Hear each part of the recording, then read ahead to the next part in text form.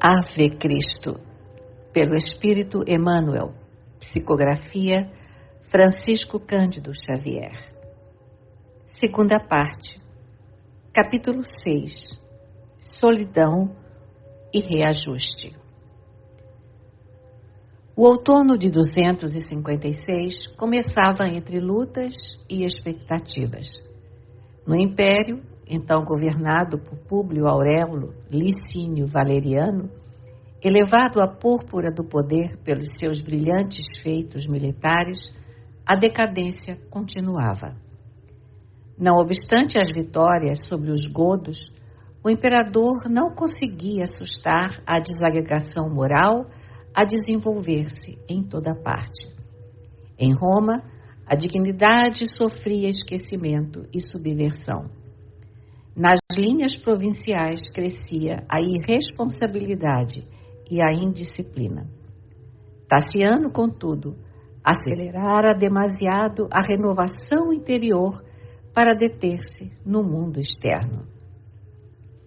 Arredado das questões políticas e filosóficas que o apoquentavam, sentia-se convocado pela vida ao reajuste de todas as suas conquistas e valores de ordem pessoal. Novamente em Leão, onde a vida se desdobrava com as readaptações necessárias, não ignorava que de Roma não lhe faltariam dissabores imprevisíveis. O suicídio de Helena e a moléstia do sogro, sem que ele pudesse revelar aos amigos a chave das explicações justas, criara-lhe uma atmosfera de antipatia e desconfiança. Encontrava-se, por isso, mais angustiado, mais sozinho. Chegara à vila com um pensamento obcecante a dominar-lhe o cérebro, o desforço contra Teódulo. Saberia despejar sobre ele todo o fel de indignação e desprezo que lhe vertia da alma.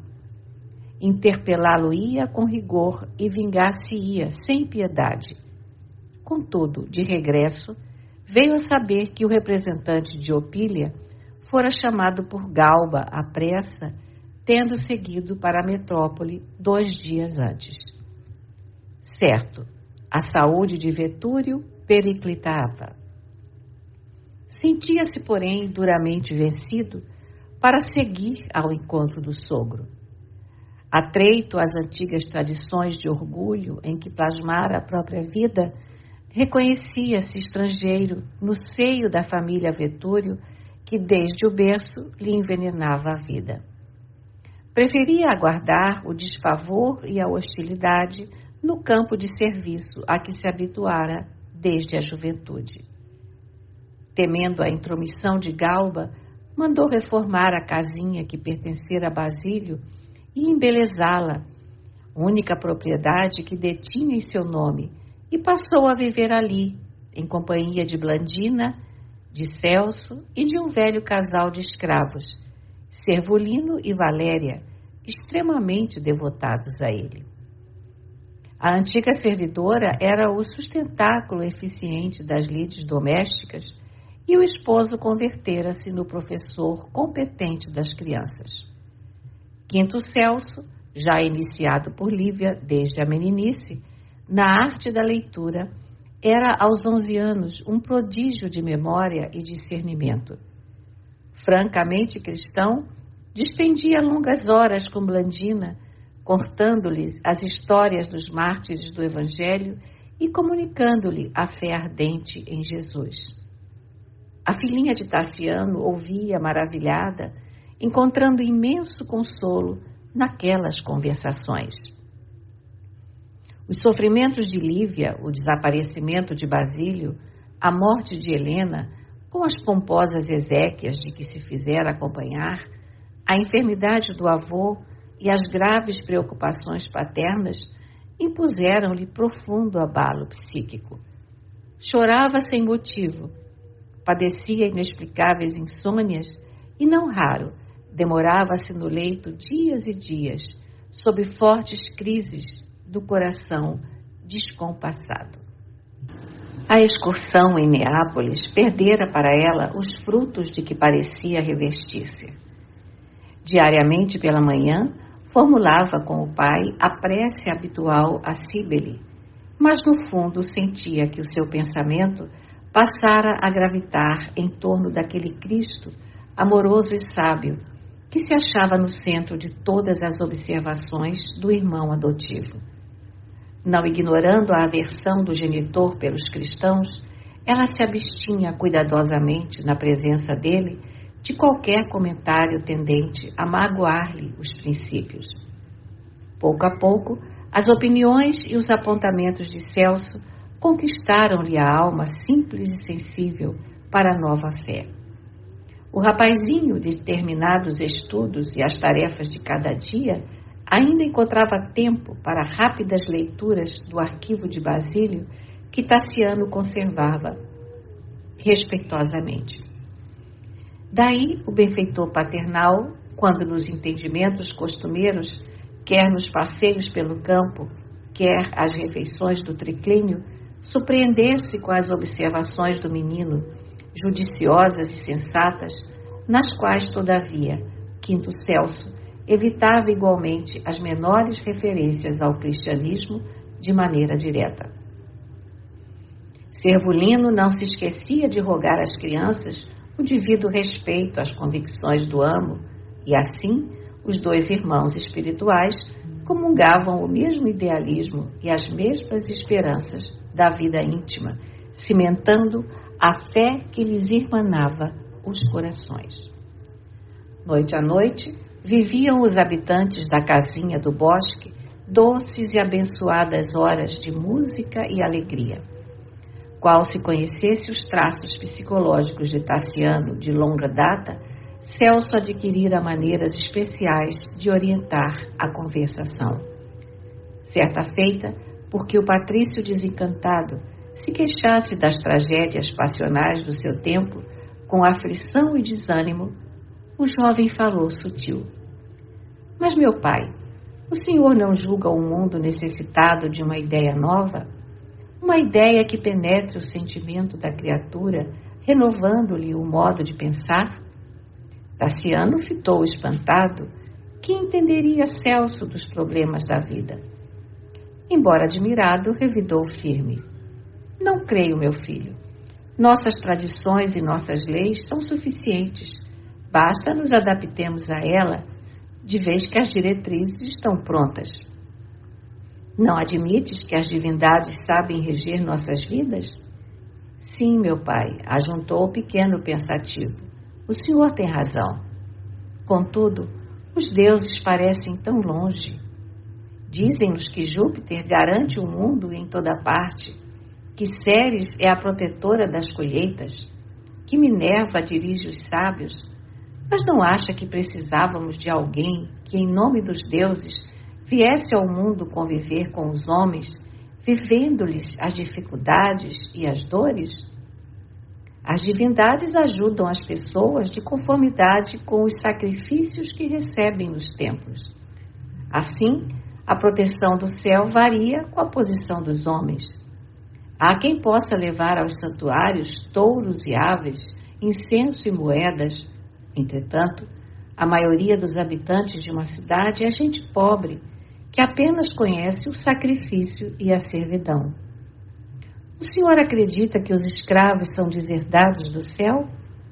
Os que mais trabalham devem ser os menos favorecidos? O filho de Varro recebia semelhantes palavras pronunciadas com humildade e carinho por jatos de luz interior. Ele mesmo fora bem nascido, crescera abafejado pelo prestígio do ouro, contudo, as surpresas do destino gradativamente despojavam-no de todas as regalias e privilégios. A morte da esposa e o desagrado da parentela situavam-no à beira de total empobrecimento econômico. Aguardava do cunhado e genro o último golpe.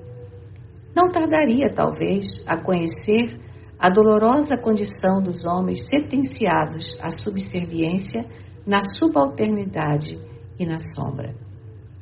Em semelhante curva da caminhada na terra, experimentava o sopro da adversidade a enregelar-lhe o coração. Teria bastante fé nos dias incertos que se avizinhavam? As observações do filho adotivo acordavam-lhe na alma esses cruciantes pensamentos. Empalideceu ligeiramente e considerou: sim, as tuas ponderações são apreciáveis.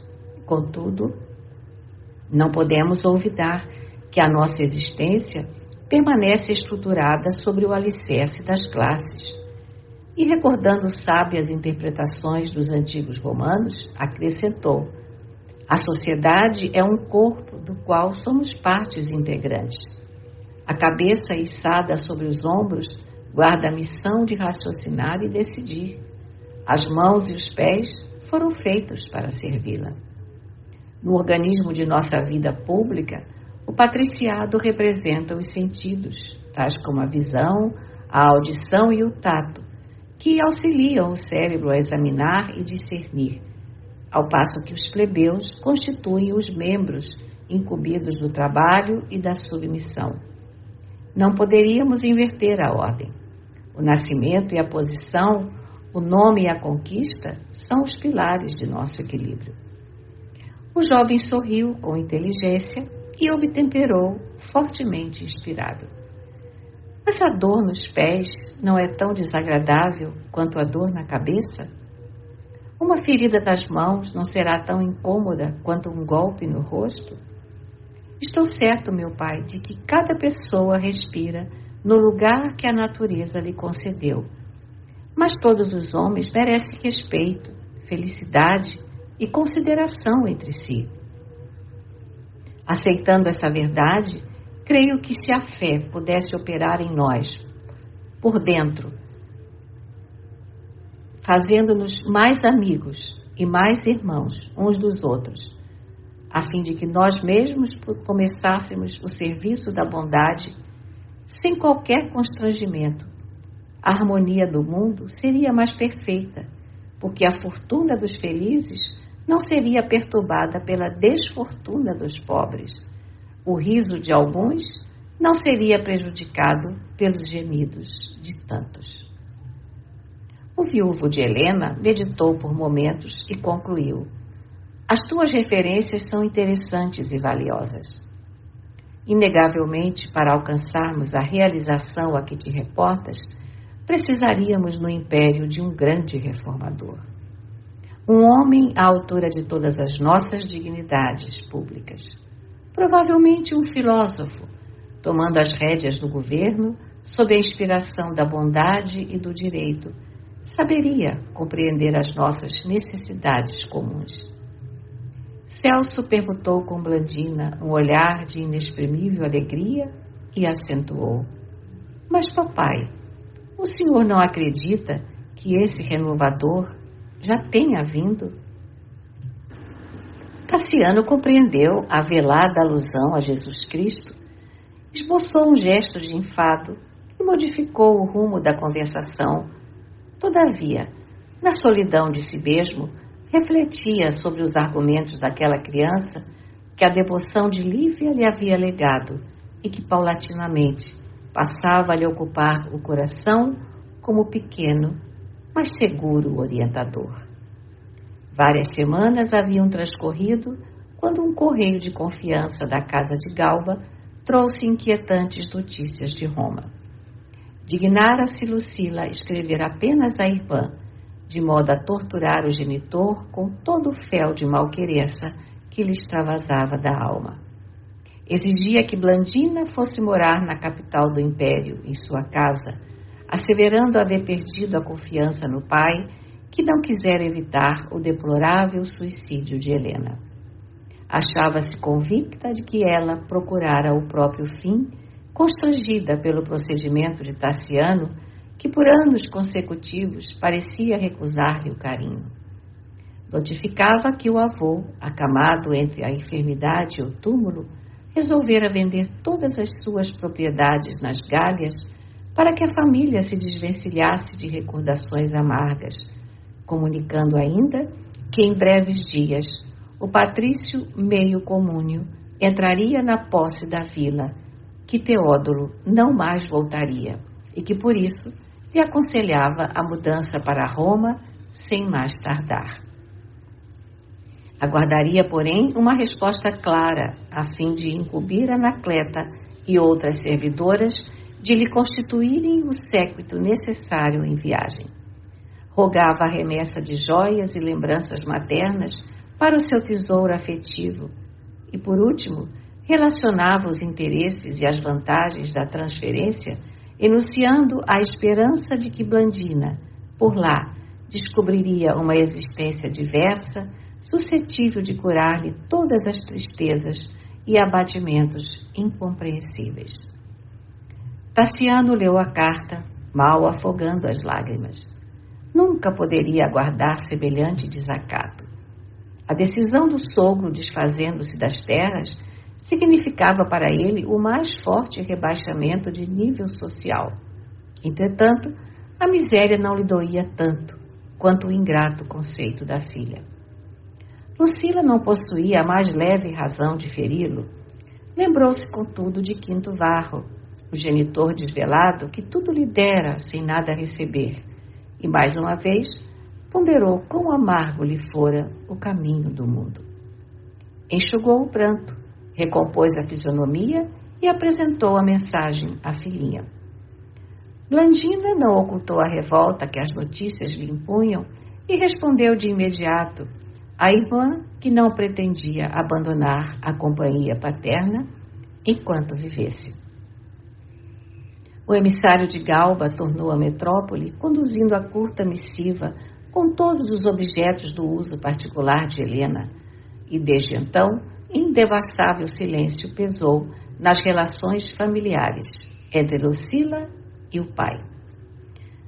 Volvidos alguns dias, Álcio apossou-se da herdade, requisitando o servolino e a esposa, cujos serviços lhe pertenciam por direito de compra. E Tassiano, obrigado a contratar a cooperação de uma doméstica, assumiu por sua vez a tarefa de educador dos filhinhos, porquanto não mais dispunha de recursos materiais capazes de satisfazer a todos os seus desejos. O inverno chegara ríspido. As árvores enregeladas com a galharia desnuda, dirigida para o alto, pareciam espectros a suplicarem o calor da vida. Meditabundo, observava Tassiano a natureza castigada, recordando o próprio destino. O frio da adversidade assediava-lhe o coração. Não fossem Blandina e Celso, frágeis rebentos da vida, a lhe reclamarem carinho e talvez se rendesse ao sofrimento moral até que a morte o visitasse por mensageira de paz e libertação. Todavia, a ternura e a confiança com que lhe seguiam os passos refundiam-lhe as forças. Disputaria com os monstros invisíveis da sorte a fortaleza de si mesmo, a fim de doar às duas crianças uma vida melhor que a dele. Renunciaria a todos os prazeres para que elas vivessem sempre livres e felizes. Quando a primavera tornou a paisagem do Ródano, encarou a necessidade de ausentar-se de casa na conquista de maior conforto doméstico. E pela primeira vez, qual havia acontecido ao próprio pai, em outro tempo, percebeu quão dura se fazia a existência para o homem que se propusesse conseguir com dignidade o próprio pão. A classe média não passava de perigoso e escuro corredor entre a planície miserável dos escravos e a dourada montanha dos senhores.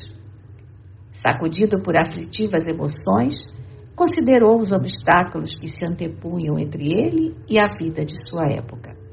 Entretanto, não lhe cabia recuar.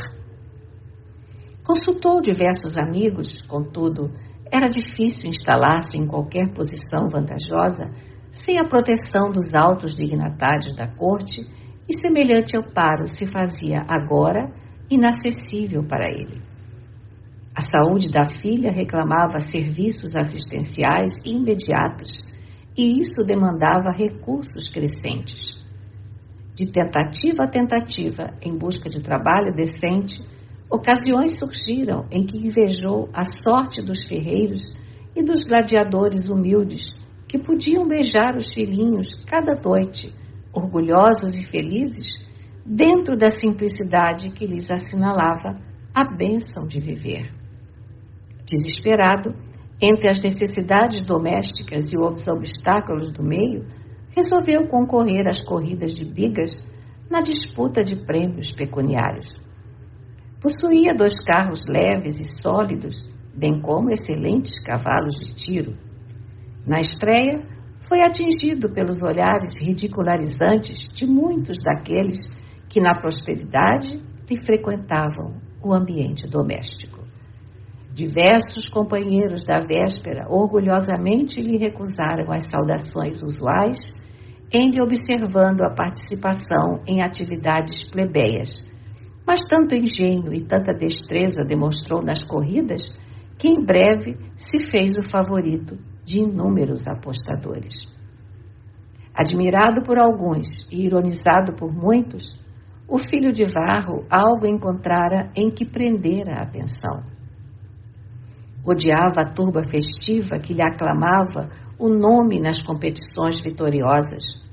Experimentava a indisfarçável repugnância pelos ajuntamentos de homens e mulheres gozadores da vida, mas no fundo sentia-se satisfeito com a oportunidade de conquistar, ao preço de esforço próprio, o dinheiro indispensável às despesas do lar, que novamente passara a desfrutar o mais amplo conforto. Contratara competente professor para os jovens e a vida transcorria em casa numa abençoada atmosfera de paz, somente perturbada pela precária saúde de Blandina, que jamais pudera refazer-se de todo. Doente e abatida, a menina via o tempo escoar-se, sob o carinho inexcedível de Tassiano e de Celso, qual se fora um anjo enfermo, prestes a desferir o voo para o paraíso. Por mais fosse conduzida pelas abnegadas mãos paternas aos passeios no rio ou na floresta, nunca mais lhe assomaram à face as cores róseas e sadias da infância. Muitas vezes era surpreendida pelos familiares em lágrimas convulsivas e, quando interpelada por eles, informava triste que vira a sombra de Helena a rogar-lhe orações. Tassiano sabia que os entendimentos da filhinha com Celso converteram-na ao cristianismo. No entanto, transformara-se-lhe demasiado a alma para subtrair-lhe à torturada adolescência o único manancial de consolo capaz de propiciar-lhe a paz e o conforto, a esperança e a alegria. Pessoalmente, era o mesmo devoto de Cíbele, o invariável defensor dos deuses imortais. Todavia, as amarguras da terra lhe haviam ensinado ao coração que a felicidade espiritual não é a mesma para todos. 2 anos correram, apressados. Celso, robusto e bem disposto, era agora valioso companheiro do pai adotivo, cooperando nos trabalhos da pequena cavalariça, mas Blandina piorara sensivelmente. Se a jovem tentava qualquer número de harpa ou de canto, logo acessos de tosse obrigavam-na a interromper-se. O pai, agoniado, não poupava sacrifícios para restabelecer-lhe a saúde, mas a natureza parecia condenar a doente a infindáveis padecimentos. De passagem por Leão, afamado médico gaulês de Mediolano foi chamado a opinar e aconselhou a Tassiano conduzisse a menina à cidade em que residia para meticuloso tratamento de sua especialidade. Provavelmente, a temporária mudança cooperaria para reerguer-lhe as forças. O pai, amoroso e dedicado, não vacilou. Sem recursos para despesas que exorbitassem o orçamento comum, contraiu vultuoso empréstimo e partiu com os filhos no verão de 259. Não obstante, porém, os enormes débitos contraídos e apesar dos sacrifícios levados a efeito no processo de cura a que foi submetida, a enferma regressou sem melhoras. As lutas paternas continuaram, tormentosas. Desdobravam-se os dias inquietantes, quando inesperada visita veio surpreendê-los. Anacleta, a leal amiga, vinha despedir-se. Tendo ultrapassado meio século de existência, concluíra que não mais poderia tolerar as agitações da cidade imperial. Afirmava-se exausta. Blandina e o pai ouviram, apavorados, as notícias de que se fazia portadora. O velho Opílio morrera, atormentado por grandes pesadelos no inverno de 2 anos antes.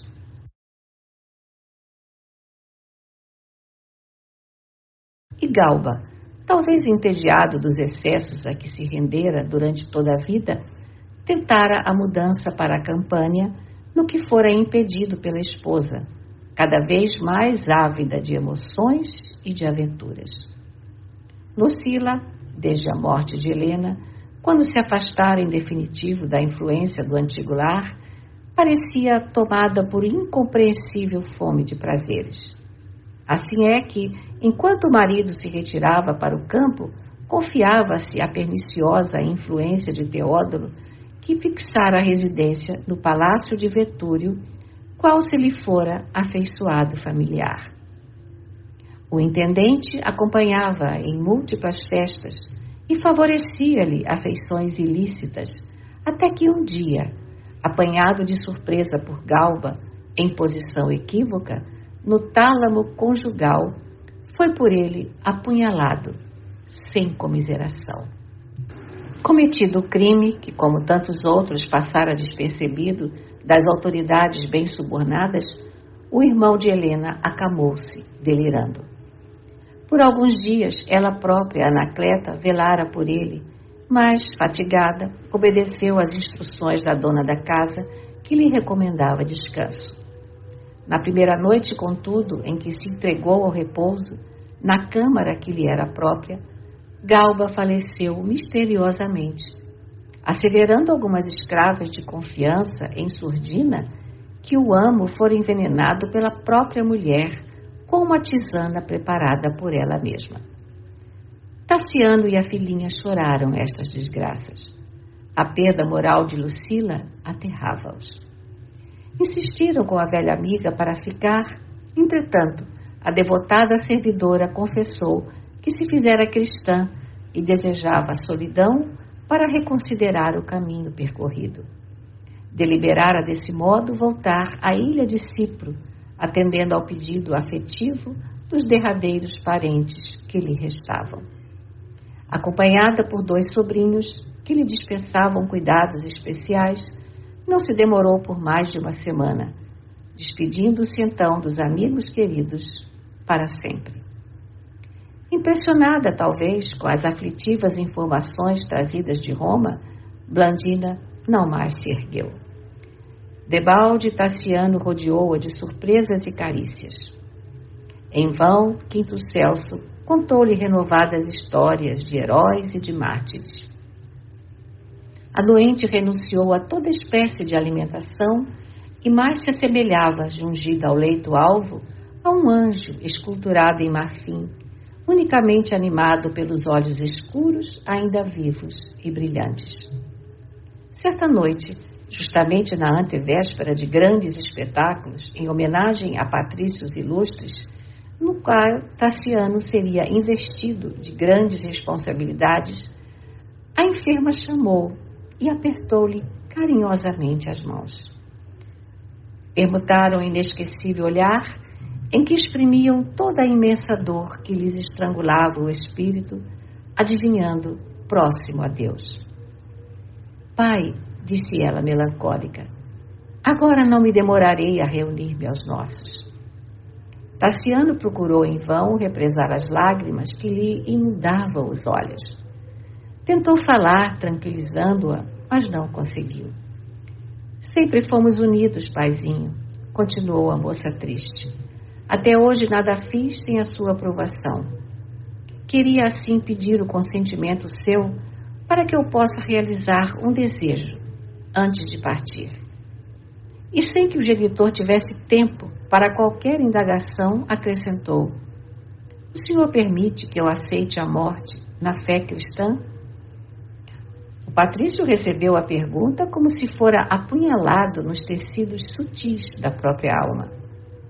Uma dor intraduzível, na qual se misturavam a saudade e o ciúme, o fel e a angústia, fê-lo dobrar a cerviz melancolicamente. Tu também, minha filha? Inquiriu ele em pranto. Meu pai era dele, minha mãe abraçou-o, Brasílio imolou-se por ele, Lívia morreu louvando-lhe o nome, Anacleta despediu-se de nós procurando-o. Quinto Celso, o filho que o destino me legou, nasceu pertencendo-lhe. Sempre o Cristo, a buscar-me, a atormentar-me e a perseguir-me. Eras tu a única esperança de meus dias. Julguei que o carpinteiro Galileu te poupasse. Entretanto, tu também. Ó Blandina, por que não amas teu pai como teu pai te ama? Todos me abandonaram, por que me deixarás também? Estou atribulado, vencido, sozinho.